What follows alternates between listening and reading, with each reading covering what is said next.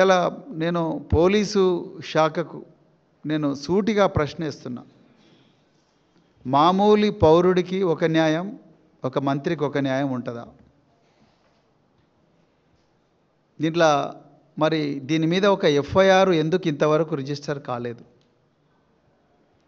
FIR register అయ్యి మరి ఆ నిందితుల పేర్లు ఎందుకు పెట్టలేదు? ఆ నిందితుల కాలంలో ఉన్న వాళ్ళను ఎందుకు ఇప్పటివరకు పోలీసులకు తీసుకురాలేదు?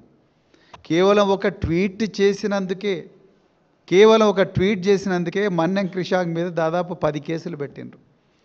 నేను మళ్ళీ చెప్తున్నా, చాలాసార్లు చెప్పిన, పక్కనే ఉండే ఏసీబీ ఆఫీసు నుండి బీఆర్ఎస్ వర్కింగ్ ప్రెసిడెంట్ కేటీఆర్ గారు ఖాళీ నడకన తెలంగాణ భవన్కి వస్తే కేసు పెట్టిండ్రు పోలీసులు.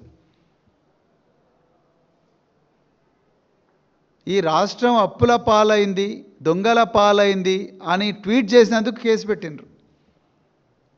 ఉస్మానియా యూనివర్సిటీలో ప్రిన్సిపల్ యొక్క మెమోను, ఒరిజినల్ ఆయన ఇచ్చిన మెమోను ట్వీట్ చేస్తే దాని మీద కూడా కేసులు పెట్టిండ్రు. నల్ల బాలు అనే ఒక బీఆర్ఎస్ పార్టీ కార్యకర్త, ఆయన ఈ రాష్ట్రంలో రేవంత్ రెడ్డి గారు ఇచ్చిన 6 హామీలు ఏవి అమలు కావడం లేదు అని అంటే, ఆయన తల్లి పక్కన కూర్చొని అన్నం తింటుంటే సైబర్ సెక్యూరిటీ బ్యూరో పోలీసులు పోయి ఆ అన్నం తినే ప్లేటును కాలితో తన్ని, తల్లి ఏడుస్తుండగా తల్లిని పక్కకు తోసేసి గల్లబట్టుకొని గుంజుకొని పోయి ఆయనను రామగుండం పోలీస్ స్టేషన్లో అప్పజెప్పి అక్కడి నుండి 16 రోజులు కరీంనగర్ జైల్లో పెట్టిండ్రు నల్లబాలును. గౌతమ్ పోతగోని అనే ఒక సోషల్ మీడియా యాక్టివిస్టు రైతు రుణమాఫీ కాలేదు అని చెప్పి ఆయన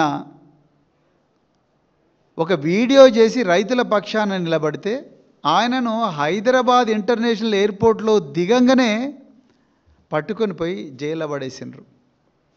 తలకొండపల్లిలో ఉదయం 4 గంటలకే రేవంత్ రెడ్డి పాలన ఏమాత్రం జనరంగక లేదు, ఇది ప్రజాపాలన కాదు ప్రతీకార పాలన అని చెప్పి విలేజ్ వాట్సాప్ గ్రూపుల్లో ఒక ఫోటో పెడితే, ఒక పోస్టర్ పెడితే ఉదయం 4 గంటలకు వచ్చి కడతాల పోలీస్ స్టేషన్ తీసుకుపోయినారు. మరి ఇన్ని చేస్తున్నారు కదా.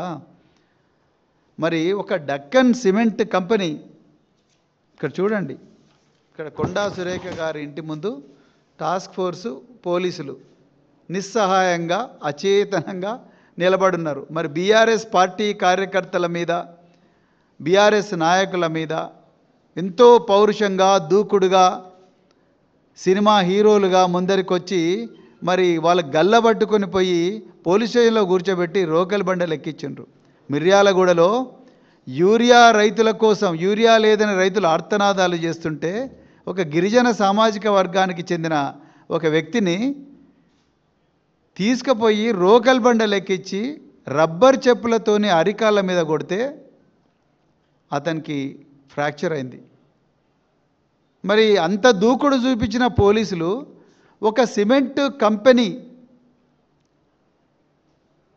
ఆ కంపెనీ యజమానిని రోహిన్ రెడ్డి అని ఒక సీనియర్ కాంగ్రెస్ నాయకుడు, రేవంత్ రెడ్డి రైట్ హ్యాండ్ అంటే ఈయన హైదరాబాద్ గెస్ట్ హౌస్లో తీసుకొచ్చి ఆ సుమంత్ అనే వ్యక్తి ఇతని మీద